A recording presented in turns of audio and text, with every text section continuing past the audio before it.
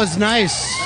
I thought you guys hated us. You know, it was 20 years ago. Shut the fuck up. No, that was nice. I thought they were bringing out the new Marvel characters for a summer blockbuster. Yeah, what kind of intro is that? I was like, is this about the moon landing? Something very important? But it is 20 years. It's 20 years. It sure is, Ron. It sure is. Yeah. Yeah. Let me just seriously think back 20 years ago. Would this be the dream where you guys got less than the dream, more than the dream? Caroline's on Broadway? Yeah, Caroline's on Broadway. That's the dream. Yeah. By the way, I just want to point this out. Anthony ate so much backstage free food that it was frightening. I did. I had a pizza, I had shrimp cocktail, I had a calamari. Ribs, French fries. That's what happened, because I haven't eaten in 3 days.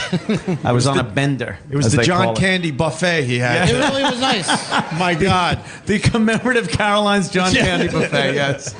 Women were crying. Don't. That's enough. Stop it. He's just That's hurting enough. himself. He's hurting himself. But honestly, where you guys got in 20 years, is this more or less than what you would have thought? Well, what you wanted? It's been a roller coaster. Yeah. On a graph, it would go. And now we're sort of on the way up again, maybe. No, it's been a roller coaster ride, that's for sure. Yeah. It's one of those situations where I think everything came into play at a certain time. We were like at the right time, the right talent, the right chemistry, and the right talent. I like that. That's the one. I like Just that. perfect amount of talent. Yeah. But something that becomes successful at one time can't at another. Like in the 90s when we first started getting together and doing radio, I think that was really a time that was great for what we were doing. And now I think it's a lot more difficult because there's so many other options for entertainment. You know, you could literally see beheadings and a cute little kitten hitting a ball of yarn. It's adorable. And all in the same site. Yeah. Yeah, I don't think it was supposed to last this long, Ronnie. Is that right? Well, in radio, you never get a chance to have a career this long. So how long? I'm kind of surprised by the longevity of it. Well, how long was your radio career before you hooked up? Want me to leave? I started at 18 years old, so Yeah. I did a good 10 beforehand. Did you ever work with any other partners, or? Not. Well, there was Pete from around the corner, and remembers fondly. I came in like Gorman, and he was Sergeant Barnes. I was always. No one watched Platoon, you faggots. What's wrong with you? Fuck. Well, you know what Great happened? reference. Get on you. I'm going to give this away for the radio audience. Yeah. The warm-up guy was so depressing that nobody wants to move now. He threatened people with expulsion. We're just trying to get the energy back in the room. Thanks, Sam. Roberts. Sam Roberts, everyone. I thought he was for the Hot 97 show after this. See, because you're half black. But what half? No one knows. No, that's not his dick. No, back in the day, I always worked with a radio crew, but I knew I wanted to, get some official people to stick around. So Right. And then 20 years ago in the summer, actually, Anthony's brother is the one responsible. Yeah, Brother Joe's here. Where's Brother Joe? The motherfucker. I think He really has a huge responsibility in this disaster. I think Brother Joe is expecting it to be the Opie, Anthony, and Joe show, though. He was. Whoopsie. Sorry, Joe. Yeah, Joe. Yeah, I'll be right home. Vroom, off to Boston. Fuck you. I kind of see him as being Doc in Back to the Future. You know? If it wasn't for him, Yes. none of this would happen. None of this would have happened. He was the motivated one. Yeah. He really was. I was at WBAB, one of the many homes of rock and rolls I worked at. Ronnie understands that. Sure. And I was doing just a very easy bit. It was the OJ trial, and I just wanted parody songs from all the local bands about the trial. And one night, some lunatic is knocking on the back door over and over again. And I sent one of my guys, I'm like, just see what they want. There were always people coming and going. and it was Brother Joe, and he would not give this cassette to anyone except me. Just the cassette is enough right there. We know it's how long ago it is. It was a single. Right. So I threw on 30 minutes of nonstop rock to go meet Brother Joe. And he goes, "Hey, man, I think you might want to, check this out from our band Rot Gut." I'm like, yeah, thanks. And I was getting a ton of these songs. And I played it, and it was the famous Gun Electric Shock OJ with Anthony singing. And it was by far the best song we got for that particular bit we were doing. And then I'm like, "Hey, man, why don't you guys come in and perform it live?" Because everyone was requesting it every night, which is crazy, a parody song. And they came in, and then we just started screwing around. And I knew that day they were going to take it to the top. No doubt in my mind.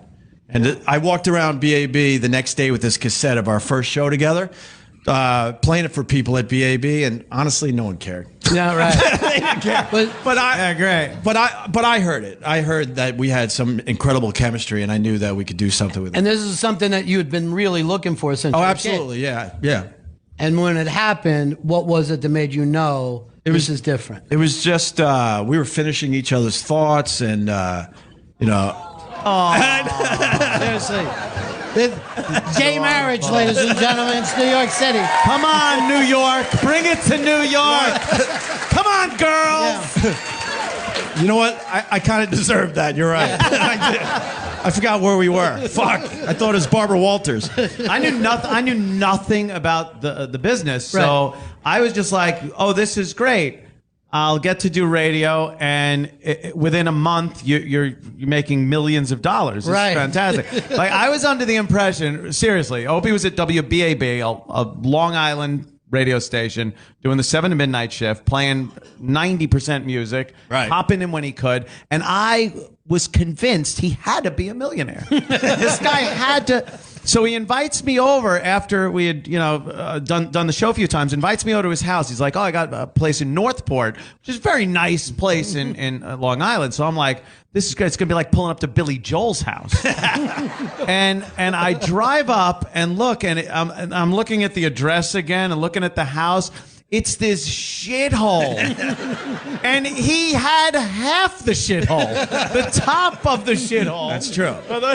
I do have to add, you do remember what you used to look like, right? Yeah, that is true. I wasn't going to show you my real house. I wasn't always this gorgeous, ladies and gentlemen.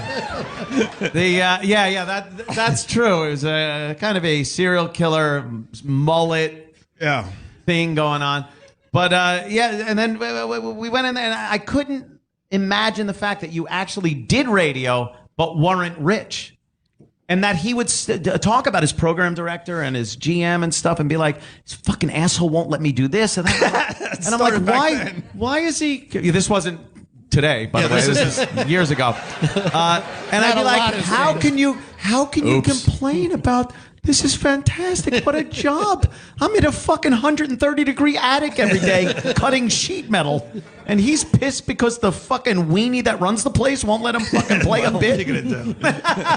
But then I realized very quickly, yes, he is an asshole. The fucking program director sucks, and he is being a prick. Yeah. It's actually lucky, too, that you, being a night guy like that, were able to bring somebody in. A lot of places won't even let you do that, No, they were pretty cool. Yeah. I mean, I put everybody on the radio back then. What was the name? But the won't let you was the let's do this. Right. Whenever the management would come up and say, "Oh, they don't let you do this. You're not allowed to do this," we would figure out a way to do it and then make it sound like he wasn't clear enough. Right. On what he was saying. No, there's no way you cannot play that bit about the Volkswagen commercial with the two gay guys and make it sound like they're fucking each other in the ass at the end of the fucking. And we'd be like, "Oh, no, you'll never hear that." And then we'd play it. And he'd come in and went, "Oh, we thought you meant the other guy fucking the other guy in the ass." Because that we understood, but... That's worked out, too, because you guys never get fired. So...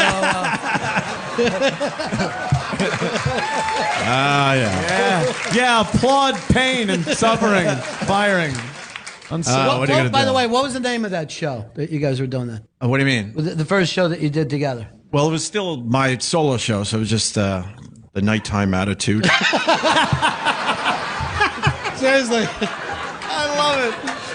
You know we all got to have nighttime attitude shirts now, right? Look out. Oh, I made them back then. Look out. I made the nighttime attitude T-shirts. Right. But I Check out the empties, man.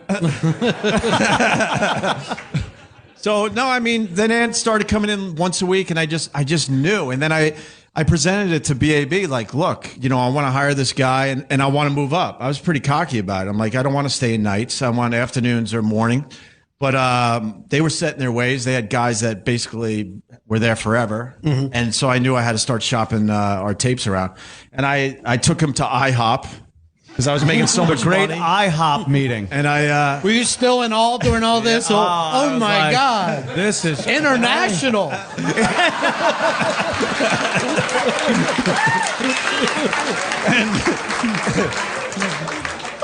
And I sat him down. I said, I got this vision. We're going to do this. And I had a pretty good career going for myself. And I was home. I'm from Long Island. But I was like, no, man, if they're not going to do this, we got to go somewhere else. And so I said, vision. Pass the boysenberry. Yeah. So I literally sent out 2 tapes, one to Dallas and one to Boston. And both stations wanted us immediately. So then I told BAB that, you know, we were leaving. And then their idea was to try to give Anthony my job. Radio is great. When Opie said, radio is great. Isn't it amazing? Scum Ronnie that knows fucking this. runs this business. Hi, serious. The general manager called me and said, look, I know you know Opie got some little thing going on that you want to do, but you're on the short list to take the 7 to midnight slot. And I'm just thinking, Anthony's nighttime attitude. Meanwhile, I don't even know what the board does. Right. I'm just sitting there making dick jokes and what? I had no clue. We would have done job swap. Yeah, it would I have would been have ended job up in swap. attics. In the Great. But the guy was just that was it was a scumbag scumbaggy move. Because Yeah. I went to him, I'm like, we don't want to leave. You know, give us just a better slot and we'll do this. There was also a time where they started taking bits from we did on the 7 to midnight shift and playing them on the morning show. The morning jock would be like, hey, here it is. And he'd start playing it. And the fucked up thing was I would listen to BAB, so I would be at a job. I'd be in the attic, sweating.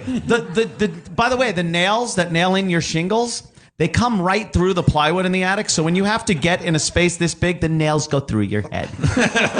So nails are going through my head. I'm trying to cut out something with a little handsaw. And then I'm like, oh, I'm on the radio. I just hear me. I'm hilarious. And I'm still like, I'm going, when does this stop? When are you on the radio, but you're not working like a dog? It was terrible. We got him back because we had the goat shit in his box. Remember that? Yeah, and his coffee cup. Yeah, we used to bring live animals on the radio back in the day when you could do anything. And by the way, just since you said the live animals on there, say hi to Bobo. He's here. Yeah. Jesus. Live animal. We almost made it 10 minutes without talking about him. But we brought goats in, and Ant got hit in the balls, and this thing was shitting all over the rug, and we decided to have him shit in the morning guy's box for playing our bits. You know, I wasn't going for a laugh. I was just telling you a fact. Yeah. So, going to Boston, easy decision, or It was tough because you know how it is, Ron. You go to a new market, you don't know if you're going to hit or not. I mean, you could have a huge audience in Long Island, but is it going to translate to Boston? We were older guys playing much younger, and we were going to a very young rock station, which scared the crap out of us. Oh boy, did we have to fake it. Yeah, man. Right. Hence all the dudes when you hear the old clips. What, dude? What'd you do? Dude, you're insane, dude. Yeah.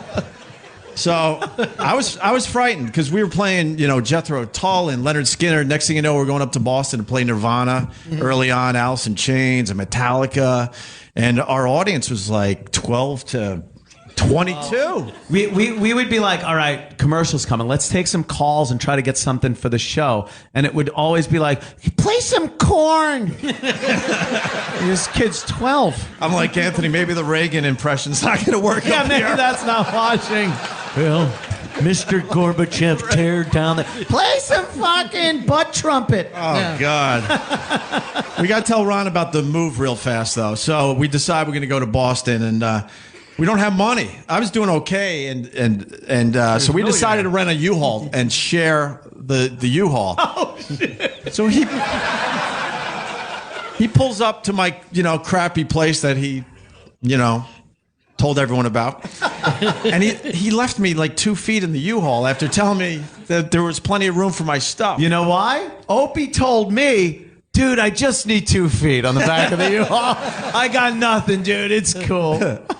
So I ended up just smashing my stuff in the front lawn. Yeah, on the front lawn. It was kind of freeing. I just broke everything that I was going to bring. It was this kind of cathartic, like, this is an all or nothing deal here. We're making a big move. There's a lot of residual shit in our lives. Let's just throw it out and go full bore ahead to do this. I literally I was driving my Dodge Aries K car, no jealousy, and I literally threw my tin knocking, my sheet metal tools out the window on 95 when I was driving. Did you really? Yeah, because I was like, I don't want to go back to do this. You're burning bridges. I'm burning bridges. If I have to, Sears has brand new snips. I'll buy them again. But it was one of those situations like, this is what I'm doing, and I hope I make it. I wish I threw my. Oh, thank you for throwing your tools away. Nice. Thank you for throwing your tools away. I was going to tag your line there. I wish I threw my girlfriend out on. Oh, you and the fucking wife of mine. Holy shit. We talk about throwing yourself into your job when you don't want to go home at night. You will dedicate a lot of time to your occupation. But we took care of that 10 years later, didn't we? Yeah. Fuck them bitches. That's right. Right, guys? Fuck. Oh, I mean. Teasing, of course. You look like a lovely girl. So then we go to Boston and our. Wow. We get up to Boston our first days with the program director that, heard our tape and loved us. And we sit down for our first meeting, and he's packing boxes He's going, packing oh, up. you guys are going to be great. You're going to be great. You're going to be great.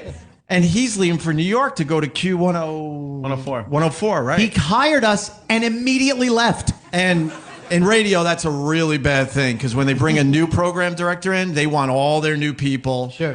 And that's why we were stuck with Dave Douglas and always butted heads. He wasn't our guy. It was Ron Valeri, who was he was great to us. Yeah. But he was packing our boxes. He's like, you guys are going to be great up here. And that's going to be great. Goodbye. Right. So how long before you got heat there? How long before you're like, this thing's working? Oh, God, right away. I mean, look at us. Please. But seriously, there are a lot of people who Honestly, think of you guys as Boston first, above all else. Honestly, Yeah. That's a really good question. I don't know. It It felt like he was working right away, but we were replacing Liz Wilde, who had a huge audience, and that's all we heard. The first couple months. Where's Liz? Remember that? Where's Liz? Where's Liz? We had like Dave Douglas, who was the program director, and Bruce Mittman was our GM, and both of them. Well, Bruce was really cool, and he understood, but he's a GM. He doesn't really understand the talent end of radio and what you need to do. Dave Douglas was supposed to understand the talent end and be like our liaison between management and stuff, but he didn't know what the fuck was funny or good or entertaining. He stunk on ice. So they were giving us this advice, and we were pretty new at that station, so you kind of want to listen. But then after a while, we were driving home one day, and we realized we actually had to talk. We said, look, let's just not fucking listen to these guys anymore. Well, let's just do whatever we think is best for us and our show. And that's when things turned within months. It just... completely changed. We started playing less music, and Brucey would poke his head in and go, boys, what is this, a talk show? And we're like, maybe. Right. Maybe it is. Hey, Bruce, it's a talk show. Yeah, now it is a fucking talk show. And it was on Route 9 on the way home. Yeah. I remember it like it was yesterday. We're like, why are we listening to these people? If we're going to fail at this, let's fail doing everything we think should be done for our show and not listen to Dave Douglas from fucking Iowa or wherever you thought. Right. Lincoln, Nebraska. Go ahead, Lincoln, Nebraska. That was it. Nebraska. We're thinking of starting the show with the Corn Report. But that is true. Like, management always waits for the ratings and shit. Yeah. But when you're on the air, if something's working, particularly that new market when it starts to take off.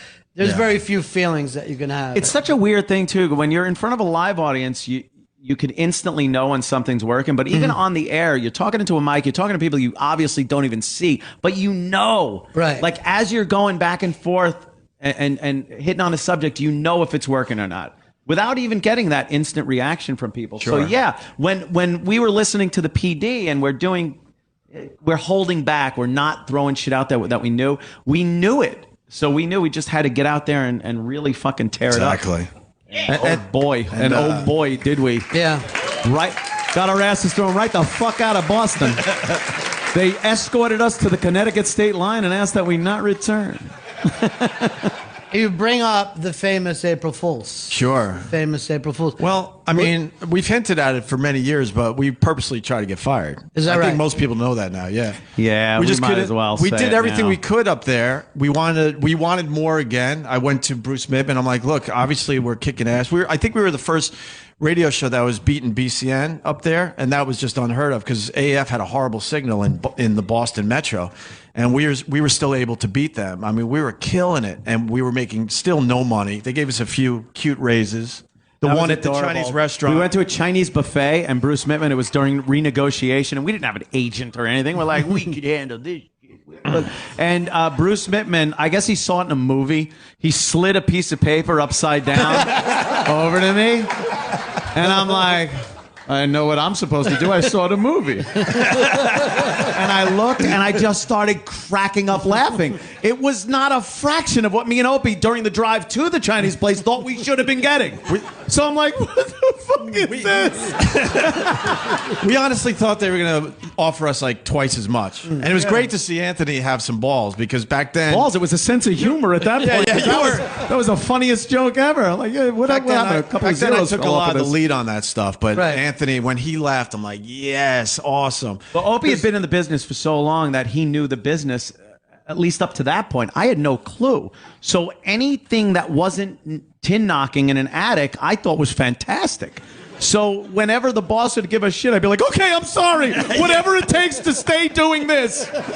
And Opie's like, no, fuck that guy. We're going to tell him we're going to fucking do... Right. Ixnay on the Elton. We're going on the air tomorrow and telling them to go fuck themselves. Oh, it was No. it was great because it was in a different I was place. petrified. I'm like, don't worry, I got this. So We'll be all right. You guys you wanted to get fired because you had offers? Yeah. We want you guys to come to New York. Da, da, da, da, da. I was like, wow, New The York. Big Apple. There's another, actually, before, if you don't mind, before you get Okay. to that, there's another moment that happened up there, which it amazed me. We were doing very well. Dave Douglas was there for a few months. He pulls me aside and he goes, "Why Anthony?" I'm like, what are you talking about? Why Anthony? Are you listening to the same show that we're doing? We had great chemistry and all, but he just didn't understand that a guy could come out of nowhere and do as well as Anthony was doing on the radio. He wanted slappy or wappy, Right. And he to wanted- get into the spot. Stunt boy. He was feeling me out to see, maybe I could, split this up and get a quote, please, a real radio guy in there that, grew up in the business. And I'm like, what do you mean, why Anthony? And Divide and conquer things. Yeah, and huge at that, in radio. they did it a lot Yeah. up there. And at that point, I knew, fuck him, fuck this place. We gotta do our own thing. So.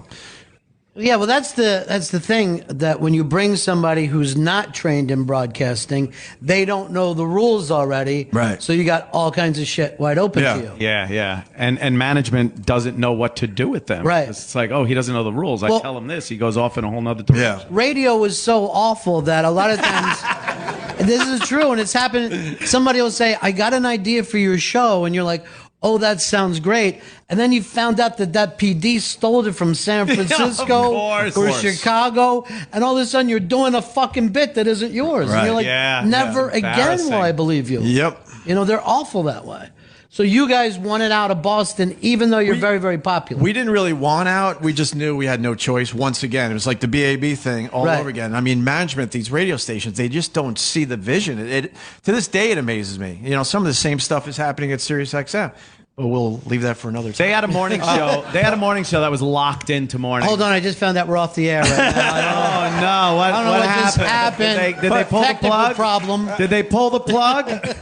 But The morning show was locked in over at AAF in Boston, so we knew we weren't never getting that morning. And Dave loved the morning show because it was a typical, safe morning show. Remember all the gigs we did? I mean, we were by far the number one show at the station, but Dave just would put us in these. Remember the live gigs? He put us in the worst spot possible as people are still coming in. All right, Hillman's going to intro Alice in Chains. Right. And you guys are going to intro the Dirt Clumps from Vegas. Right.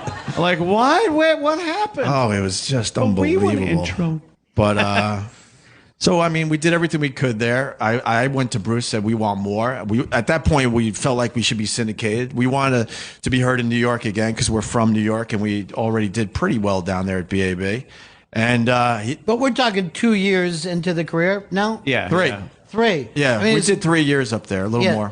3 years is pretty early normally to ask to be syndicated. And It was a different time, Ronnie. but the Different other time. thing, that's when I first found out about you guys when you were up there. Yeah. I saw some picture in the trade and there were lines. Right. And that's how fucking rare that is to Right. be able to pull off where you're the draw. Yeah. Well, when you're playing music, That was our Demented World CD. Yeah. And I remember that story. We put out a CD that did very well up there, and we're going to the Springfield Mall for one of these signings. They had a signing all over the area. And me and Ann are walking in the mall, and there's this line that's wrapping around the whole mall. And I'm like, God, Ann, who else is here? I swear to God, I had We really thought there was some promotion or so they were some- selling something, anything. Like, we're like, oh man, there's a lot of people here. This must be something. And then it was fucking. We went to the front of that line. Like, Sure. oh, And all of a sudden they started clapping and cheering for us. And I looked at Ann like, what the hell is this about? We had no idea. You're the wonders, boys. Yeah. You're the wonders. And then the shyster that put out the CD was in the corner selling posters for like $2 a piece, counting the money.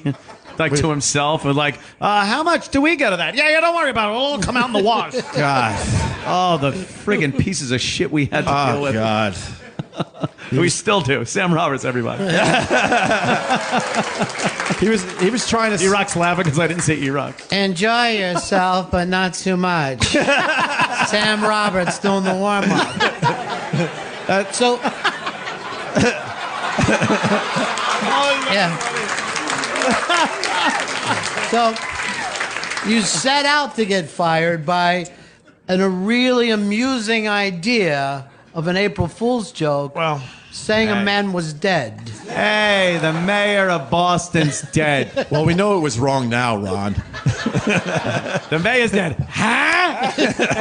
So, you knew that they would get pissed off at you. You just didn't know how pissed off. Well, yeah. Just to back up slightly, at that point, as we're trying to stay up there and get more for ourselves, whether it's mornings or syndication, all of a sudden New York starts calling us, and they were really interested in us. And me and Ant snuck down there for an interview. We had a meeting with New York before any of the. Even though you had a contract. Yeah, that said you and couldn't by, get by out the of way, it. even meeting with Contracts. somebody else is new when you're Right. under contract, especially yeah. back then. But who did we meet with? Was it Scott Herman back then? I I don't know. I guess it doesn't matter too much. But we came down, we had this interview, and they hinted like, "Oh man, we really love you, but it's too bad you're in a contract." And Yeah, we almost can fix were that. winking at us. So it wasn't as brave as you would think. 'Cause Right. we had that in our back pocket. We had quite the padded little safety net. Right. Don't worry. We went up there and we're like, man, what do we do? If we get out of this contract, they're going to come a-calling, And then I'm pacing my apartment. I call Anthony. He's like, I think I woke you up, right? Yeah, it was probably like noon. Because I finally had the idea. I'm like, this is what we're going to do, and we're doing it today. Did you hear my wife yelling at me in the background? I'm like, this is what we're doing. I go, how everyone does April Fool's pranks every year? We're going to do the ultimate one. And, we're going to either get a lot of heat or we're going to get fired. And I was very excited. And he was just he was just, it sounds great. I'll see you at 3. that's exactly how he sounded. Yeah. Sounds great. And we went in, and I remember, we talked about it a little bit. And I looked at him like, are we going to do this or what? And then we kind of nodded at each other. Yeah, here we go. And then all of a sudden I got one of my good friends that has a great radio voice to call in as a news guy. And we did it. we freaking did it. And then we looked at each other like, here we go. And before the show was over, there were the TVs were lit up with what we were doing. Lit up. Yeah, we were looking up at the TV monitors just going, oh, this is... Lit up. I think this has some heat. And they said the mayor was dead. And then the timing was terrible because he was on a flight from Florida to New York at the exact time we did that, so nobody could get in touch with him. So they were trying to get a comment. It's like, well, he's incommunicado because he's dead. Like, oh, shit. Yeah, that was... It was. So you guys are all right. We did what we want, but you still felt a little freaky about we were a it. little. Yeah, you weren't sure exactly how it was going to work out, but we knew the timing. I was back at Sears. We knew the timing was right to at least give it a shot. And then Dave Douglas walked in and he's like, "You're going to tell everyone this is an April Fool's prank. I want you to do this immediately." And going back to what Ant said earlier, we were like, "Yeah, we'll do don't that. worry about it. Don't worry, next break, you know." And we never did. Never did. Show ended. All right, we'll see you tomorrow. What? And then he's outside the door like, "Guys, I thought we talked about this." I thought you meant tomorrow. I'm like, we'll tell him tomorrow. Right. Oh, see, we'll do it. But, I mean, I don't know. If you're going to do the April Fool's prank like that, we figured you got to go all in. I hate when I hear about radio stations. They do an April Fool's prank, and within 30 seconds, they're telling everyone it's an April Fool's prank. They go, "You're eating moon rocks." Sacrifice! See, it doesn't have the same. Jimmy. Yeah, because if you do something like that, then you don't get fired. That's the thing. Maybe they had a point, Ronnie. But the following day, you're in front page of every paper, and you're It's that bittersweet moment in radio where you're looking at all the press you're getting. You're like, this is the greatest thing ever.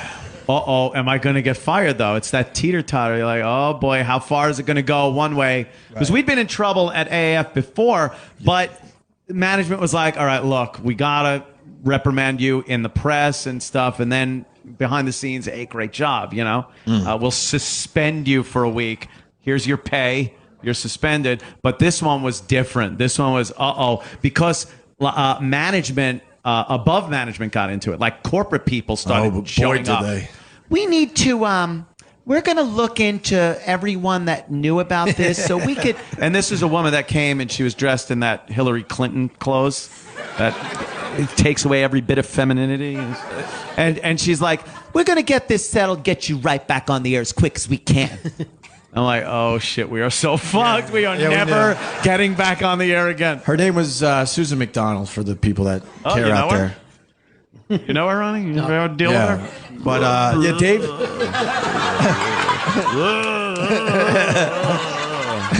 Dave... Dave Douglas called us, got us off the air immediately and said, we got to deal with this. And, wow. Started talking to New York right away, though? Did you first of all, the press followed us around. They did the 10 o'clock news on my front lawn. You could see me peeking out the window going, wow, what's going on out there? Right. They actually started the news from my front lawn. Great. Right. Look at all the attention. They're banging on the door, trying to get my comment. I knew I had to shut my mouth. And, wow, it was kind of scary. That was when we got the call, though, from Gollum. Gollum from... Oh, no, Bob Eatman, our agent. Sorry.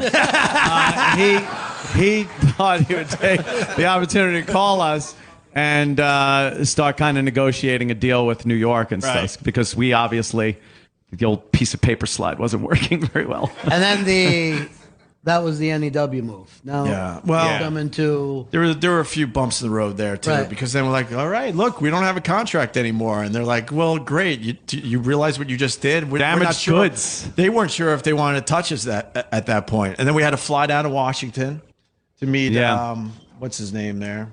Yeah, that guy. We packed for a nice weekend in Washington. They flew us down and got us on a flight an hour later back to Boston. He was one of the huge bigwigs in Viacom. Yeah. Yeah, Infinity. We all know his name, and now we can't remember. And now it doesn't even matter. Right. But we thought, oh, we're going to go out to dinner with this guy. We'll woo him. It's going to be great. He's going to hire us. Some steaks. We fly into D.C. We take a car ride for hours into like the mountains. I don't even know where the hell this was. It was like an evil lair for this guy. And we get there, we sit. The secretary goes, all right, wait. So we're sitting in the waiting room. Finally get into this guy. He sits down and goes, well, you boys ever gonna think of doing anything like that again? We're like, no, nothing like that. He goes, okay, I'll put the word out. You guys are good. And then we were leaving. Right. Like, where's the dinner? Where's the fucking... Unbelievable. We're back on a plane, like shell-shocked. Yeah. But I guess he just needed to see that we didn't have the horns and tail. Well, in hindsight, he should have spent a little more time with you, too. Probably. We probably should have asked a few follow-up questions. Well, Ronnie, I thought he meant the mayor dead thing. Right, we'll not never the do that fucking one in again. church thing. Right. Yeah, you should have spent a little more time, maybe brought in a Different. psychologist. Learn about, I don't know, an addiction to chaos, because Yeah. the NEW years were in fucking Amazing. insane. You were there for that, Ronnie. Yeah, you it were was- there. The show, whatever that show was, never ended. It went on through our show, through your show. It just didn't stop. The debauchery that went on in that place. I think it was, some things were illegal. I don't think, or at least very much against company policy. Yeah, that was, I would say that was the golden age of the show. My God. Yeah. Well, there There were no rules for us back right. then. But I just wonder, what was the motivation to work that far on the edge every day? It was that the reward for doing something like that was so big then. You didn't get in trouble if your ratings were that Right. big. This shit gave you ratings. So the reward for getting that kind of attention made you want to go, well, what else can we do that's over here? And then before you know it, you're like, human sacrifice. We could do this. We could. Yeah. Well, It got so crazy. But it started, once again, we were there 3 or 4 months and we're not moving the needle whatsoever. And NEW was a really famous rock station. We heard, shut up and play the music. Right. And they Thanks. they weren't even allowing us to play music that was even cool that anyone liked, because they owned other properties in New York. So it was, remember? Yeah, it was terrible. So we started dropping records, and then once again on the way home, we were commuting together back then on the Long Island Expressway. We had the same exact talk we had in Boston. We're 4 months in. They might give us 2 more months. We got to just throw everything away and just do our thing again. Right. Because I think we were a little scared at first. Because here we are in New York, and we know our friends and family are listening. And That's the end of the line. It's #1 market. Right. And this is it. and Your one chance. These legendary DJs are walking around, Scott Muni and stuff. We were very intimidated at first. So we threw everything away and just said, let's just be ourselves on the radio. And all of a sudden, I remember a trend came out. You get ratings every month, and there was that slight tick up. And then that just motivated the hell out of us. And we never let's looked stick a back. phone up a girl's vagina now. Right. We got to do that. We got to keep it going. It was like a drug. It was like a fucking drug. And we used to say back then, we would do these over-the-top events to get people talking, to get them to listen. And then hopefully, in between those big stunts, we had, things to say. And hopefully we Yeah, made that they people thought were laugh entertaining, or make them think or whatever. And You can't do that shit every day. No, you know? no. And then it just turned into a runaway train. I mean, we started getting known for that. And we just always felt like, all right, what's the next big, huge thing we're going to do? And we just kept trying to top ourselves. And in all fairness, management sat us down a bunch and said, guys, it's happening. You don't have to do that anymore. But unfortunately, we just didn't listen. You almost there was get an to the adrenaline point- rush to it as well. You almost get to the point where you know what a serial killer feels like. Like killing someone and going, this is so much fun, but I think I'm going to be in trouble. But you get this rush Right. of just knowing that you're really doing something that's going to just make people wince. But while that's happening, and to me, I brought this up in the air before talking about Opie, but to be really a strong broadcaster is a guy that's open to find somebody like Anthony who's raw and ready to come in. The other thing that I always thought you did that was genius is you got the best comics in the country to come on, but also the right comics. Right.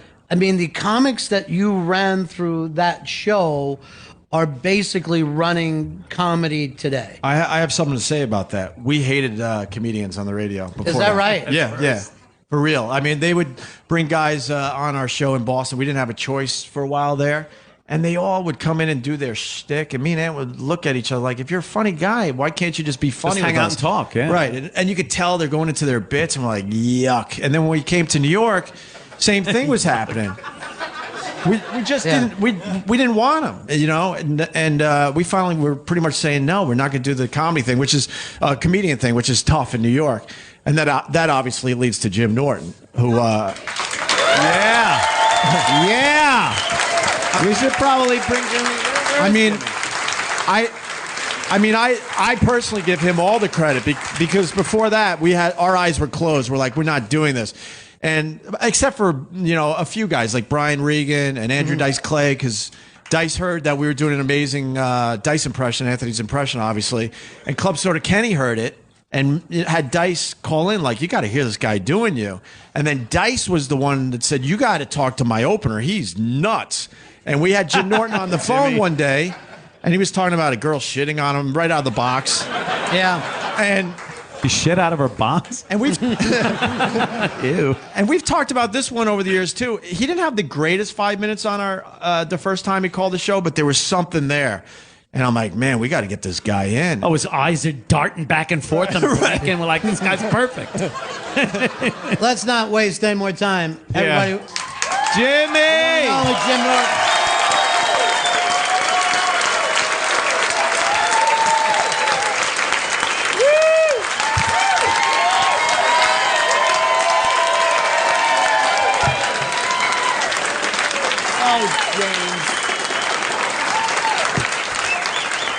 Oh, I have AIDS.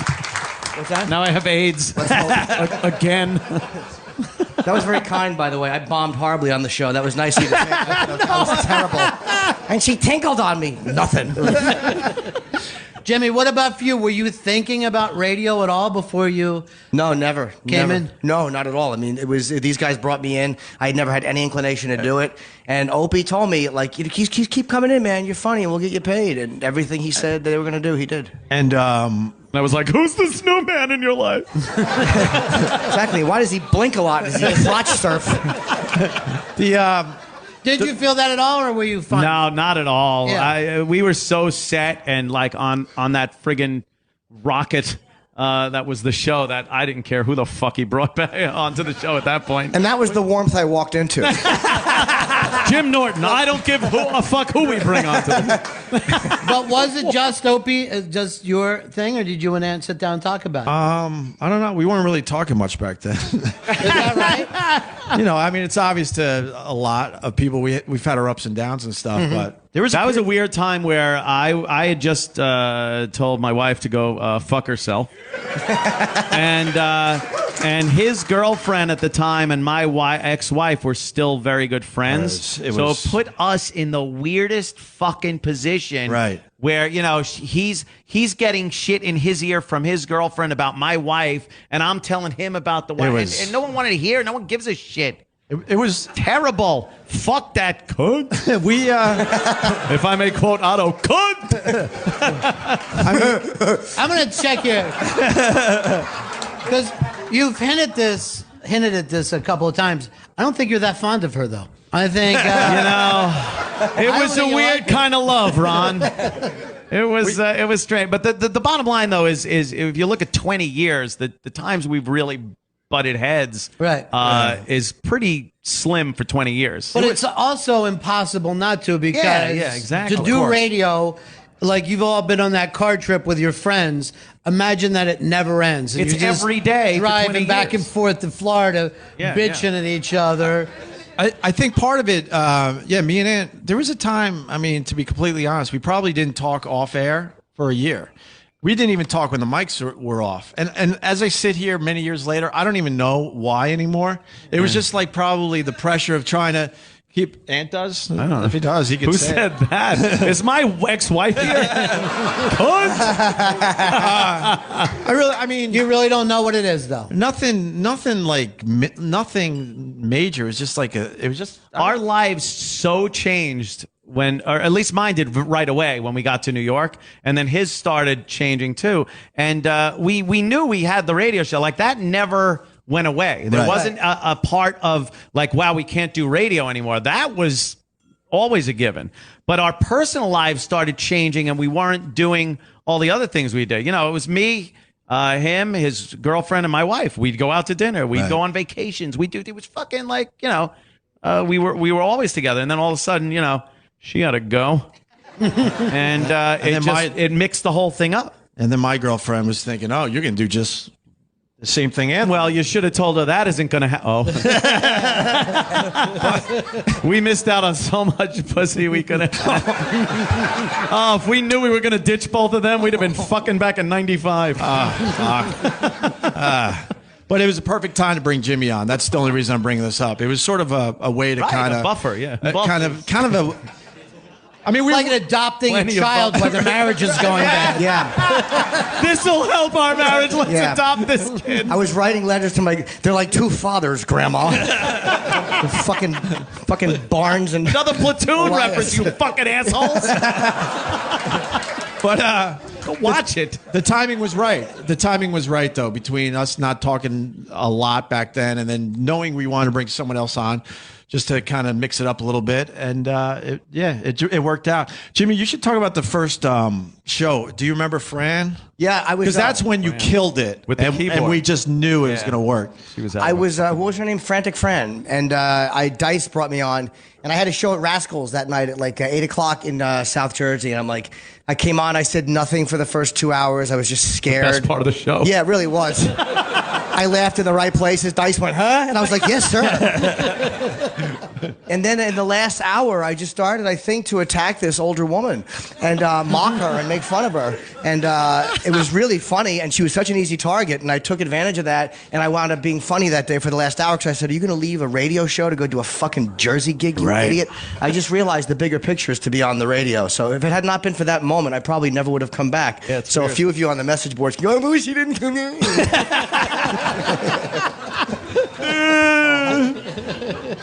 But yeah, it was a defining moment for sure. It Yeah. really was. And then Jimmy led to bringing everybody else in. I can't, and Ann can't really take credit Well, for that. who are the guys that have always worked well with the show? Oh, God, Yeah. you got to go. Patrice, obviously. Right. Trees, O'Neill. He was fantastic. Rich Boss. I wish they would have switched places. No. Wow. No. Oh, my. It's not. Bonnie couldn't take a dick that big. It just doesn't end, people. Wow. Yeah, it's really weird to feel so uncomfortable and agree at the same time. I'm trying to think of the early guys. It was Rich. It was Patrice. Well, not even Patrice yet, really. No, it was Voss. Who were the and real early guys at Colin. AW? Boss. Yeah, Colin. Was Bobby coming in at that point? No, Bobby. I remember you and Bobby, we have? Opie and Bobby were talking outside of my building after we got kicked off, and that was one of the first times you guys I'll give met. you a name. Jim Brewer coming on. Brewer your was huge on the show. always Did you crushed spit with you this? guys. But when this happened, Jimmy, were you thinking, you know, as a guy who's a stand-up and you're traveling around, are you thinking that this radio thing was temporary for you, or? I still remember the first girl who sucked my dick because I was on the radio. I'm still in touch with her. He uses that term "girl" so loosely. Yes. Yes. Yeah, it was a really weird-looking chick named Antonia.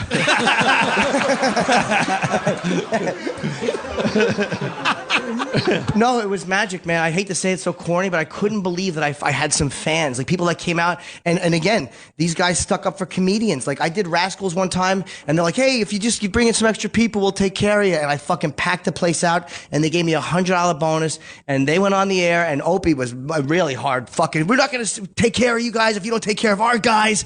And they shamed them into sending me 500 more. That was the first time I understood the power of the radio show.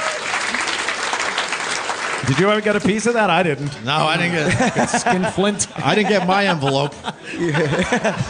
Might owe me 100. But I mean, they defended comics and they stuck up for me immediately and made me feel like I was a member of the team. It sounds really corny, but it made me feel like I've never felt that way anywhere before. They're so good when they just come on as themselves. Right. We've had a cavalcade of comics that have come on and tried to do their act, and unfortunately, they usually end up killing themselves. Oh, come on now. We're on the stage at Caroline's. You can't take a little fucking morbid humor? We had nothing to do with Richard Jeni's death. Nothing, I swear. No, he came on, and look, the guy was the nicest guy. Actually, he was a very funny comic, but he didn't work with our show. He didn't work with our show. That's that. But it's a good example of, and I hate to use him, but he's a great example of what doesn't work on the show. And that was doing your act, and we ended up putting it behind the closed door with the little strip of glass, like a classroom door, and we gave him a microphone, and we called it the prison visit appearance, where he'd have to talk through the glass and. He didn't get the joke. No.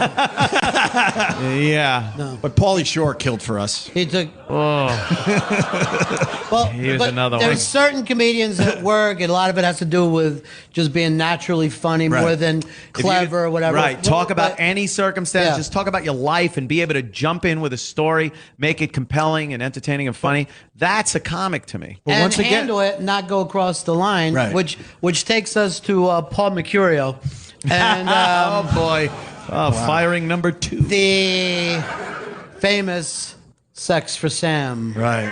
In hindsight, I don't even think he could be blamed that much because we were all on that roller coaster where you tried, and he had been listening to the show and knew what the comics did and what we did, and knew it was you push it to the furthest extent you can and you're going to get famous. It's an amazing trick. I do want to add one thing. We always pick guys, though, that kind of knew exactly where the line was. Right. Our guys would go out there, they understood to push it as far as they can, but what is going to actually get us fired in this particular bit? And I mean, I'm not blaming him, but I don't think he fully understood it that day. It was Sex for Sam. You go around various locations in New York City, landmarks. You have sex. There's a spotter with you who was the comedians and whatnot, and they would watch and say, "All right, he's fucking her. That's 3 points. He's fucking her at the Hard Rock Cafe. That's 4 points. Oh, he dicked her in the ass. It's a 2-point conversion. like this is how this game works." So we gave all the contestants a list of places in New York: Empire State Building, World Trade Center, Statue of Liberty, all these places, and church.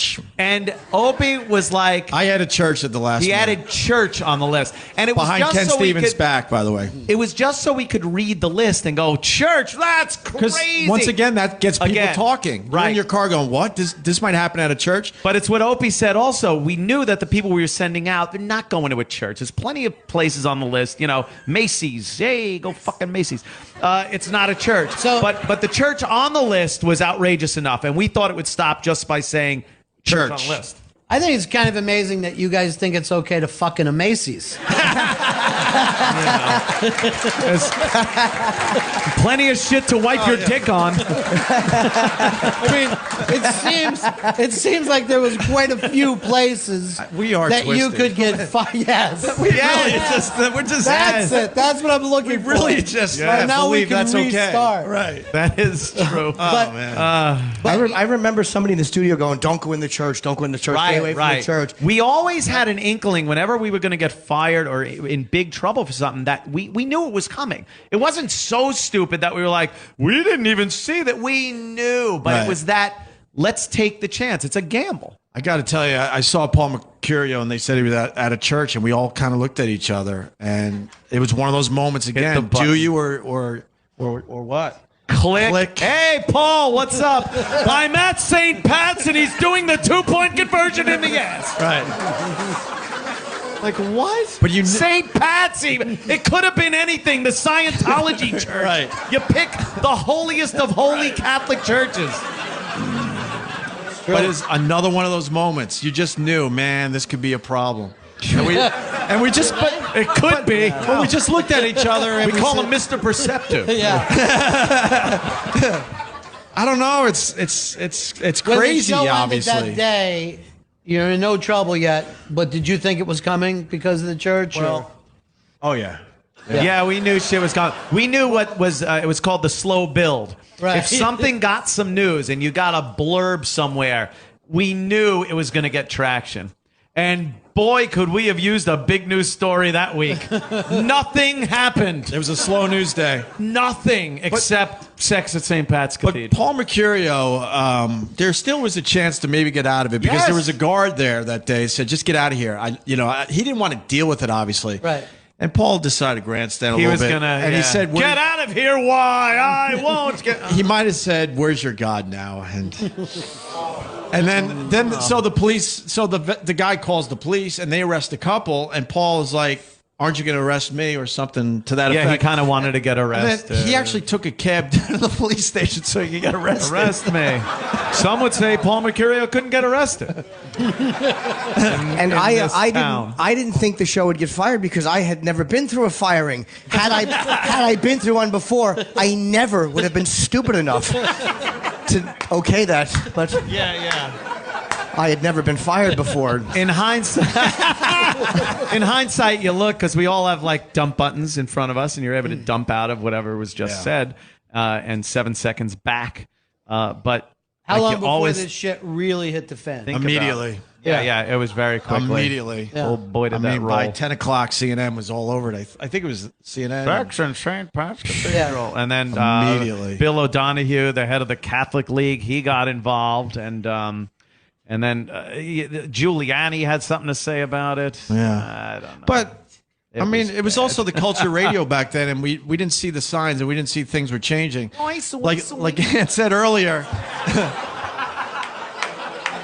if you had ratings in radio, you just didn't get fired as long as you didn't break the FCC rules. So I'm like, man, we're killing it up and down the East Coast. They're not going to fire us. Yeah, in radio, you fucked up. Right. You're like, you fucked up, and it's like, yeah, I'm It's at really- the next level. This is great. Right. But man, was I wrong. I Yeah. mean, the culture obviously was changing right in front of our eyes, and we ignored the signs. And when you guys were literally the last show to do that kind of. Yeah, because then Radio. they put the hammer down. No one else was able to do anything after that as far as the outrageous bits and stunts and things like that. Man, did they clamp down on it. No, it's We the- ruined the industry. Yeah. Very happy. It really was this apocalypse now version. Just explosions all around. We probably should Who's have in charge? Ain't you? Apocalypse. I think we were Just watch supposed some war movies. No, they don't watch any war movies. I think we were supposed to be fired a week or two before that, though. That we got some heat for our Buffalo gig. Oh, yeah. A that's lot of right. heat. Yeah. And we weren't even on the I radio. forgot about that. TNA for O&A. What a great title. Were you there? Oh, shit. Oh, he's like, no, I was, but she's with me. TNA for And it's odd how management didn't seem to see the writing on the wall. There was girls fucking themselves with zucchinis on the beach. Right. On the beach. Oh, we thought you meant cucumbers were bad. But that was a Buffalo Beach. Yeah, You know, Buffalo that was Beach. Well, A little more helpful. You know, it's a little different from Yeah, yeah. St. Patrick Cathedral. Yeah, that was the only church that the Pope visits when he the comes to Pope America. goes there. Yeah. Yeah. Pope wrote cunt. yeah. So when the shit hit, how long had you been doing radio with them, Jimmy? I want to say around, I did the Garden with Dice in 2000. So it was right around there I started going in very The regularly. Olive Garden. I didn't say that, Andrew. I didn't laugh at it. No, I'm kidding. I'm kidding. Of course, Dice. We were all there. We loved it. It was right around there. So it was about, like I see pictures from 2001 or whatever that E-Rock posts, and I'm like I was on the show every day by then. So Right. it was right around that time. So it was pretty short period of time that you got. It was the just full enough ride. time to feel like, wow, I could succeed, and then it was just pulled out from under me. 5 months into a 2-year Right. lease. I think it was. Yeah, I was living with Florentine and his girlfriends, paying $300 a month in Jersey. And I'm like, I'll just stay there. And then I move into a $2,200 a month apartment in New York. Mr. Big Shit. 5 months later, we're fucking canceled. That was. Sorry, Jim. Yeah. What are you going to say? Well, Oops. the beauty of it is most of you got paid while you were off the air. I was happy for those guys. You know, Oh, shit. Yeah, that's right. They paid every dollar. Clear Channel Broadcasting, who is the main competitor for Infinity Broadcasting, Viacom, who we worked for, they wanted us to do mornings. Right away. They didn't Right care. away. They're like, you're fired. Fuck it. Because Howard want was you. Howard was doing mornings at Infinity Viacom. So they needed some competition. They knew we might not have beat him, but we could have taken a nice chunk out of his ratings. So Infinity said, "Oh, really? No, we're going to keep paying you. You're not fired. Your show's canceled. So we'll keep paying you for 2 fucking years to keep you off the air. It's nice for the first 6 months. And it's nice until you realize all your friends still work. Right.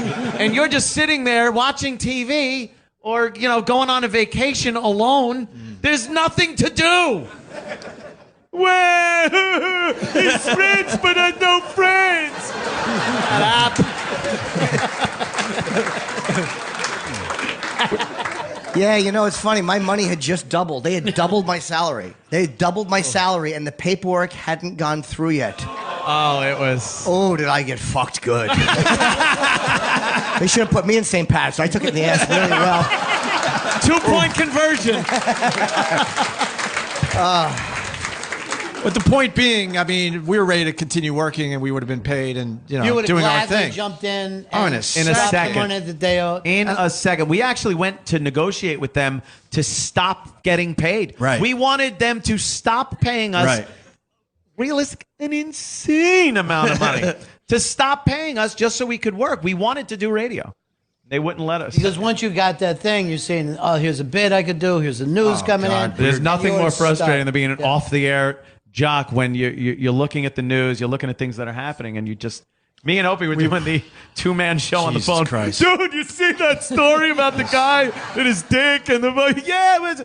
nothing. And there's no Twitter or Facebook back then. Right. I mean, when, we couldn't... Yes, you We couldn't communicate with anybody. There was no Twitter, Facebook, or nothing. But That's great. That's usually the way he talks to his girlfriends.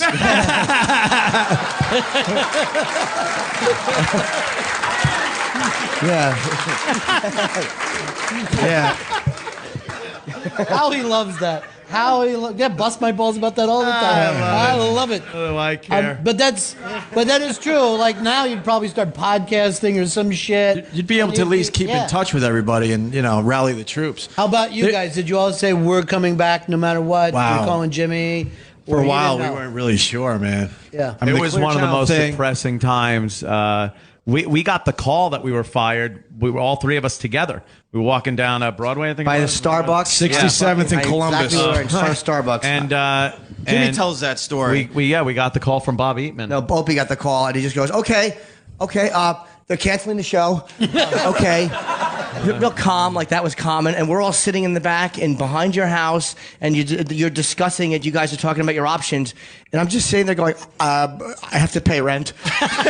This is terrible. And I didn't know anything about canceling the show. I didn't think that could ever happen. It's that unknown, like you don't know. This is the end of your career. It's just we've had so many end of our careers, Right, and it's and I scary. heard from people back then who would say to me, "No, you don't understand. They're never going to." This work is no again." coming back. Yeah, Yeah. We were blacklisted in broadcast radio Because the Clear Channel thing went away. They moved yeah, on. To yeah, other they moved people. on. Obviously, they're not going to wait 2 fucking years. We sat out 2 years, 3 months.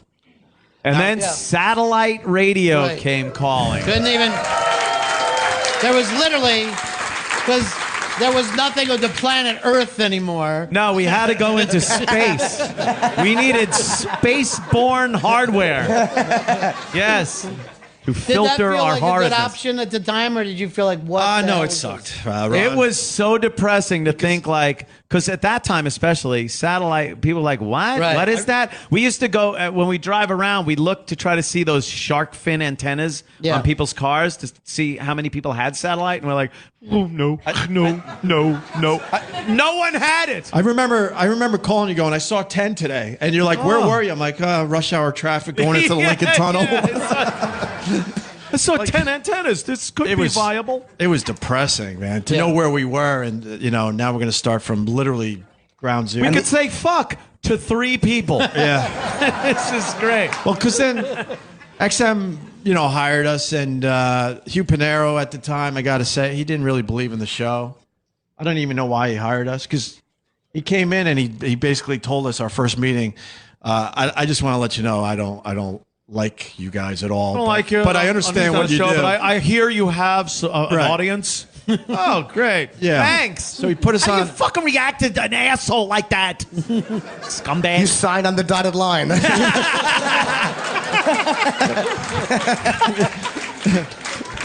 And then what did they put us on? A premium channel? You had to pay an extra, what was it?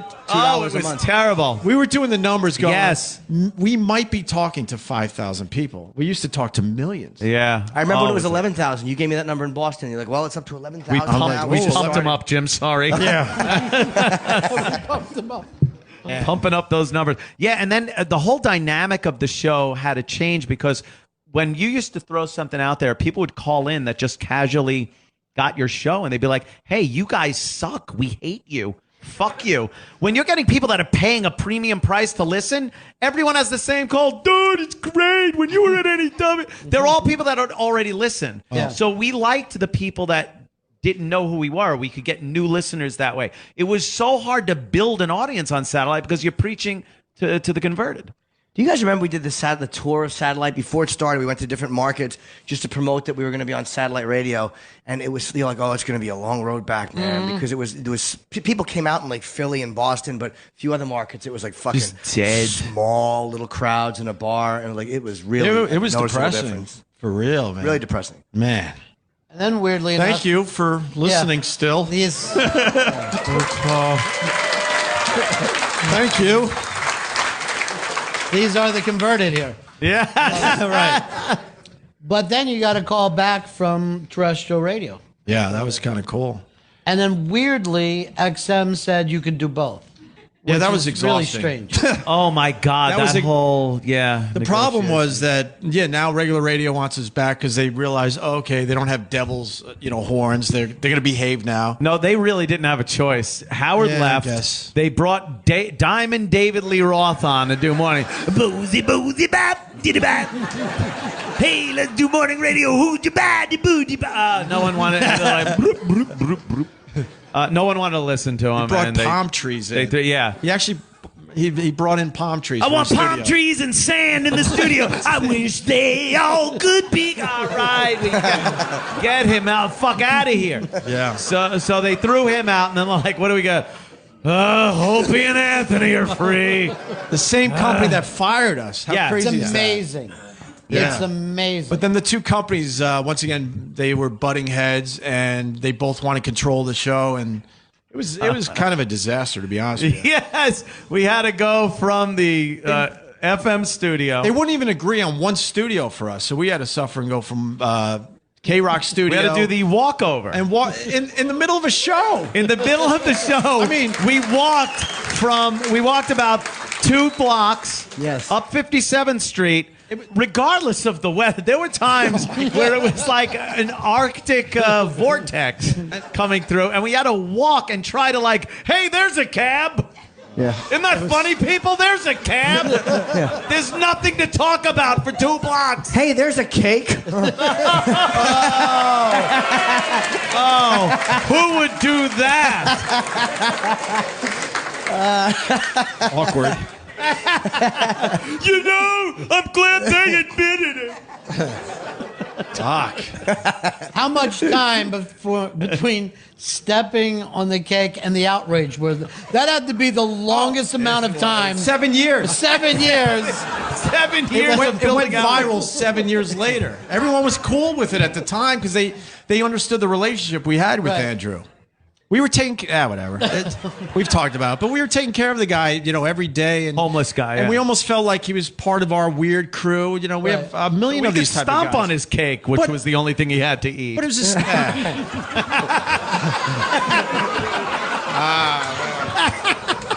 Yeah, I guess you're right. Yeah.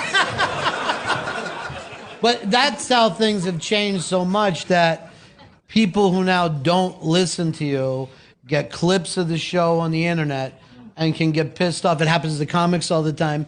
Jimmy, I mean, this drags down careers. Yeah, Taken out of context means context nothing, right? now. Yeah. There have been a couple of times we've said something on the air, and Jimmy will say, should we pull that from the replay? And it's like, I don't even think about it because I have no sense whatsoever. And Yeah. I'm like, no, why? And he's like, because taken out of context, just that audio clip and replayed, it's hard to defend. You could defend it in context, but no one cares about contact. Stop saying contact. And it's very no,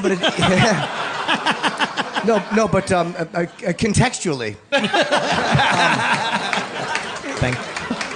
it is, and it's very rare because you hear the stuff that goes out over the air. So imagine the few things that go, and it's very, very rare that will happen.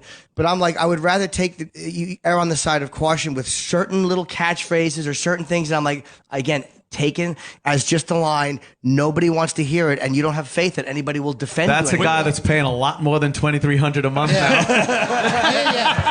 Well, no, that's in prostitutes. This is a weird thing, and this actually shows you what happens with the O&A show.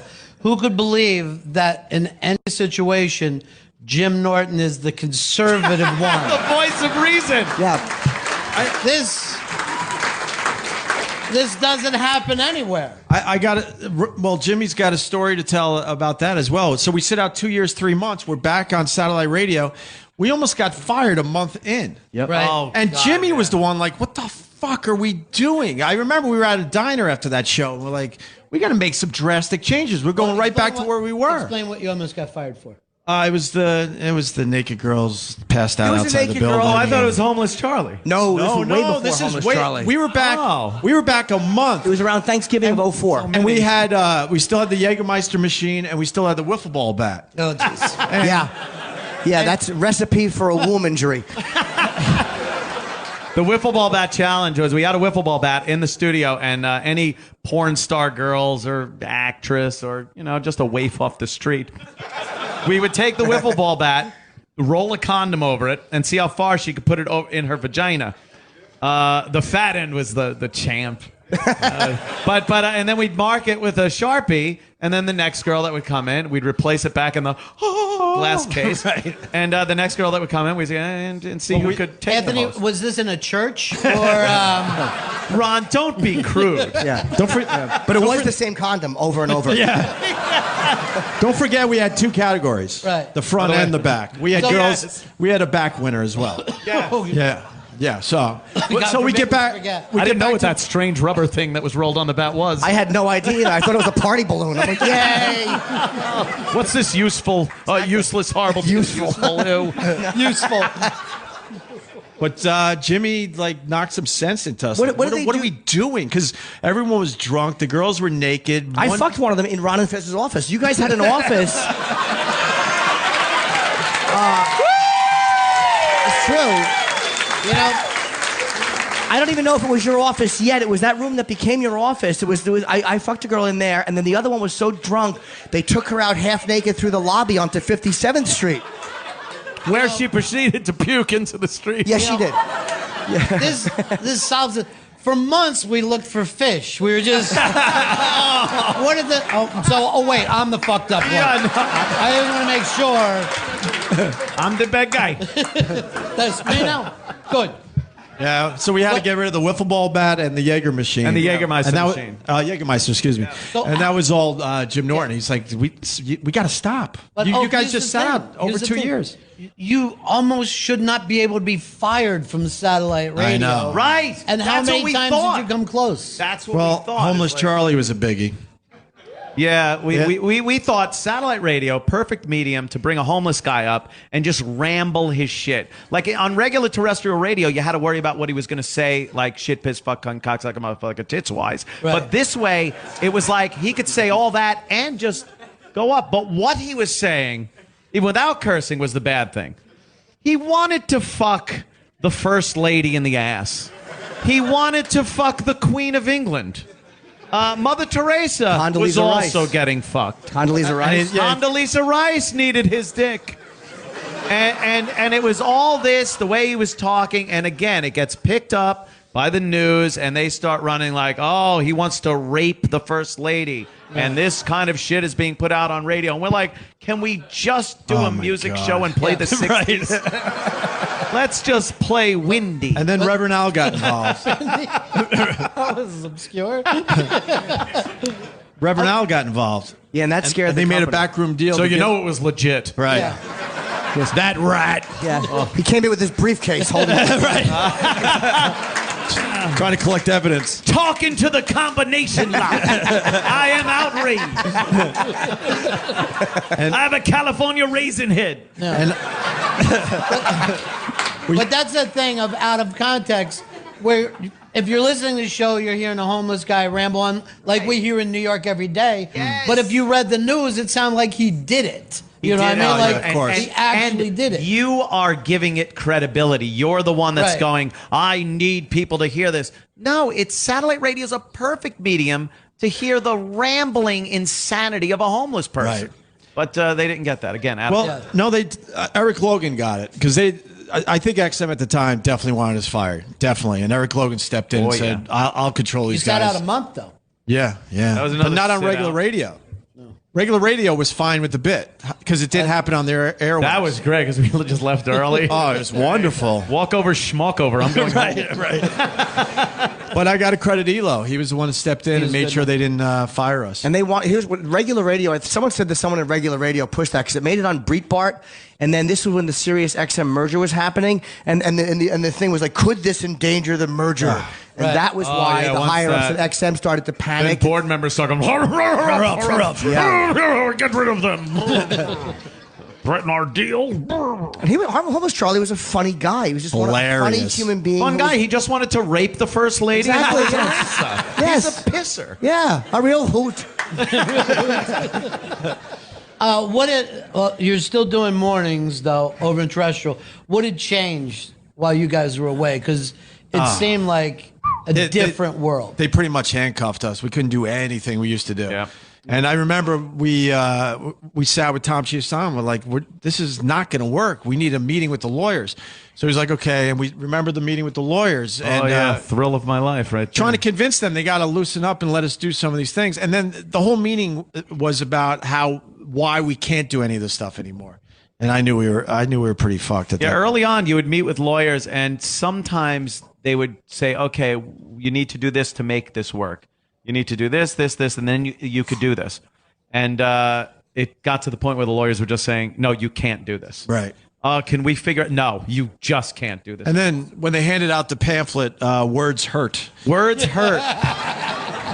That is, and if anyone has a copy of that, please, we want to read that on the air again. I can't find a copy. Well, we got in trouble for reading it on the air. Well, we because certainly it was a thing, and it said on the memo, "Do not read on air, not for on air." what are you gonna do? Words hurt. That means Words read it, hurt. right? How many times were they dumping out doing your show? Wow. Well, We made you that know. into a bit. If Louis C.K. was in a lot, because Louis would like not say the 7, but he didn't understand that you can't say diarrhea in the mouth on terrestrial radio. So guys like Louis would get dumped all the time because his idea of fixing it just didn't work on regular radio. Al Dukes. I just read a tweet from Al Dukes. He was with Boomer now, right? Yeah. Yeah, and he was talking about Otto and George, and saying that whenever. Yes, of course, fantastic. Poor Otto, a banana, my Otto. And he was talking about whenever Otto would come on, how many times he would have to hit the dump button. Yeah. And a lot of people don't understand. It's not just the 7 dirty words; it's the context of what you're saying. So yeah, diarrhea in the mouth. You can't. Yeah, I mean, sure, it's sexy, but And it would just get dumped out. We were constantly getting dumped. I think also the Janet Jackson tit thing did a lot. That changed the FCC rules for everything because that was TV. The rules were the same with television and radio as far as language goes. So they made it so that every incident was now hundreds of thousands of dollars instead of like 10 or 20,000, which sounds like a lot of money, but for a company, it was the cost of doing business. So now it became like if you got in trouble by the FCC for saying something bad, it crippled a company. 350,000 per offense. Per offense, per market. So if you're station. syndicated in 10 markets, it's $3 million. Did my math? Yeah. Yeah. Thank you. 3,500,000. Where'd that come from? So at this case, you already kind of know. Hands tied. Yeah, hands Done. tied. Hands tied. Can't do your show. Can't do it. Yeah. But you figure we'll just keep going with this. We had to change the show up a little bit, which I think we did over the years. It's called, we're like, oh, the show's grown over the years. We've gotten a bit older, and but it was out of necessity. You just couldn't do the show we used to do. So it's either stop doing any show or kind of evolve and be able to talk a little more about the news, be a little more sarcastic about what we see in the world. Social media helped. I mean, that's, a cavalcade of assholes on a daily fucking basis that can be just talked about. And you love the fight with them. You love the battle. Can't tell you the joy I get out of fighting about guns and race on Twitter. It's fantastic. And I would say the same thing to the next audience that's coming in a little while. Hot 97. I'm getting the fuck out of Dodge. I always know it's going to be a great show the next morning when I see at 1 o'clock in the morning Anthony going, "Fuck you! Not in these neighborhoods. It doesn't happen." All right.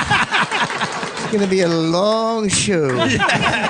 But that's joy for you. That's joy. You have a good time. There is this joy, the anger, the feeling that I have a commitment to something, which disappears in the morning. See, that's It's not really that important to me. I don't give a shit. Last night it was everything. See, that is this thing that's happening. Like you guys talked about at one time, you were tense, but I don't think that you could have made different lifestyle changes than you have in the last couple of years. And I never bring up anyone's personal life, but Opie, you married like a nice person and a real person, and you've changed. Despicable? Yeah. No, you've changed quite a bit. Oh, absolutely. Yeah. I don't know. Opie's a he's a family. I've always been a family guy. I don't know. My dad used to tell me, "Why don't you ever bring the nice, part of your personality on the radio?" And I always was like, it was boring. It really was to me. And he goes, he loved the radio show. He's no longer with us, but he's like, man, they really should see that. They should see that other side of me. But my dad's dead too. So what are you gonna do? I can make the jokes. My father hears me talking about trannies and wishes he was. Well, because we're being honest, my father's Catholic and he's still pissed over St. Pat's. Still, I pay for it more than you guys. Yeah. But that is a huge change for you, and I think it's taken away some of the how do I burn this shit house down? Yeah. Because I do think that chaotic thing was always there the last couple of years. I was responsible for a lot of that, sure. And everyone knows it, but I've calmed down. I'm a happier person, There's nothing there. It's just whatever. No, it's a nice thing. It's a nice thing. I'm in a good place. We started out as guys in our early 20s. And but very similar, from Long Island, just with our girls and stuff, and our lives have changed in drastically different directions. But the show has always been there as the show. It doesn't matter what's going on in each other's lives. We can get on that mic and fucking do a show, and it's the Opie and Anthony show, and amazing, you know it. You just know it. It's amazing. Yeah. It's a lot of fun.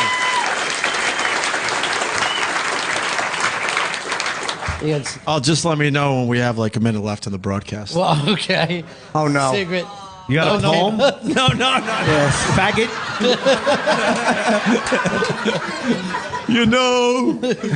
Either that or he's going to get us all fired. a daffodil. Jimmy, it's the same for you too. Because the thing that I always look at with you is you with your career. Do you ever think, I could have went in some different directions and just hanging out doing radio? Coattail Hopper Norton. Yeah. Oh boy, it is. Colin, the second we got fired, Colin's like, "What's this weight on my back?" It is amazing, but I'm like a fucking deer tick. With AIDS. A crab would have been better. But I don't look at this as a kind of a temporary. I love it. I genuinely love the gig, and it's not something I look at I want to someday do my own. I just love. I get to hang out with my dumb friends for fucking 4 hours a day and goof off. It really is a great job. We get to say whatever we want. Sirius doesn't fuck with us with content. They're really, honestly, that we complain sometimes, but they never come to us and go, "Don't say that." They let us pretty much. Content-wise, do what we want to do, and it's you don't get that anywhere. That is the truth. That should be said. Yeah. But it's also true And I'm not. They don't know how to kidding. make a poster, but Yeah, well, holy sh- Oh, wait till you see what Oh, you're my in store God. for. Ooh. celebrating 20 years with pictures from 20 months. they didn't know it was years. Holy. The months. But I don't know another show that could have added one of the great comedians of their generation to the show. And I think it's always amazing Thank you. that you're on that show. I'm shocked.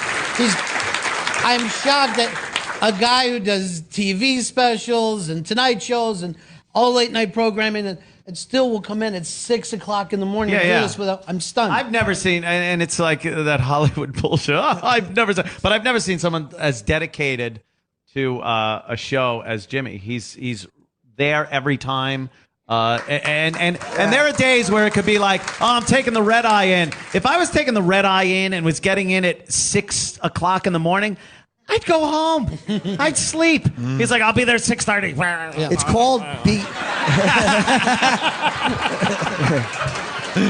It's called it's called knowing how replaceable you are. So making sure I am there. And Anthony, we're all aware that you'll sleep in at the drop of a hat. For sure there, Ronnie. Oh, Ant's sick again? I sure love that 3 to 7 slot in the afternoon drive. Another boy. head cold? It's so hard to be late at 3 in the afternoon. And if you can't be up by 3, there's a bigger problem than just getting up at 3. But I know, Opie, you got something you want to read to us. well, I made this is going to be like an Oprah moment, if you don't mind. Sure. I made Don Wicklund get cupcakes for everybody because he he was going to do that stupid cupcake thing. Oh, Don. So where's Don Wicklund?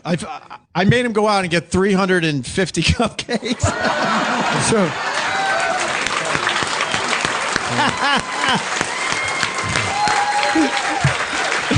And Because they have this stupid idea of having like big name celebrities that we don't know at all come on stage and give us cupcakes during this. Yeah, that would have been natural. how many did he get? 350? Oh yeah, I made him go out and get 300 and whatever, Nice. 350 Where do you get cupcakes. 300 fucking... And thanks to Roland, there are 6 left.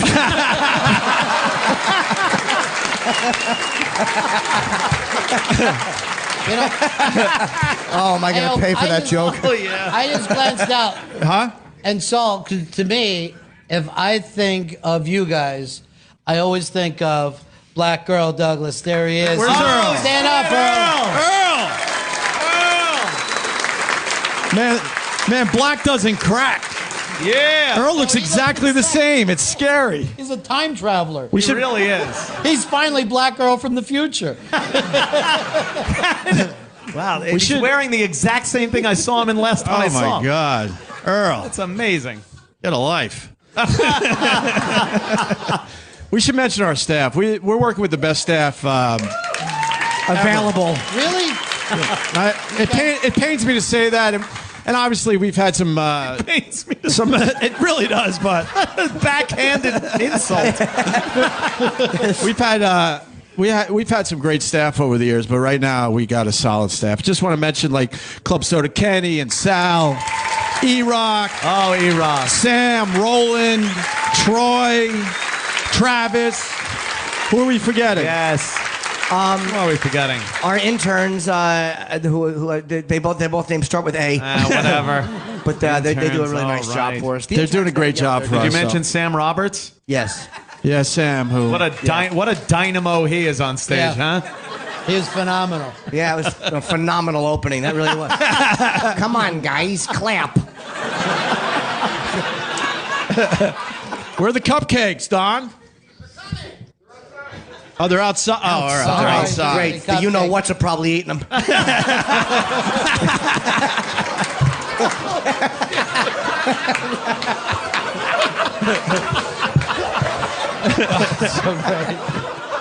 Oh, my God. Ladies and gentlemen, 20 years minus the times that they were fired and kept off the air. Oh, thank you so much. And The O&A show. thank you. Thank you, guys. Thank you. Jim Norton. Not to be too maudlin, but absolute thank you to you guys for listening for so fucking long. You guys are the shit. Let's drink some beers.